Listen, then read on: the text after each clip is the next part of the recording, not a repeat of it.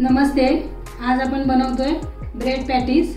त्याच्यासाठी लागणारे साहित्य हे ब्रेड असे घेतलेत, ते त्रिकोणी असे कट करून घेतलेत, थोडा ओवा, कोथिंबीर, लाल तिखट, हळद, मीठ, बेसन। आता आपण पॅटीस साठी बॅटर बनवून घेऊया। बॅटर भिजवून घेऊया। आता लाल तिखट, हळद, मीठ टाकते, ओवा टाकते, कोथिंबीर टाकते, पाणी टाकून भिजवून घेऊया।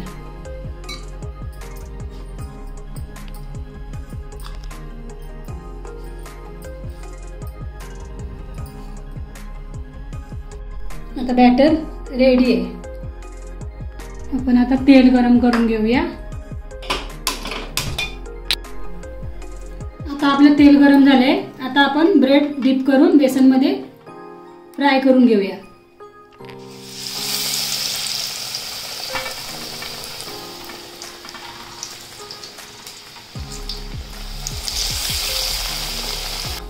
काढून घेते तेलातून।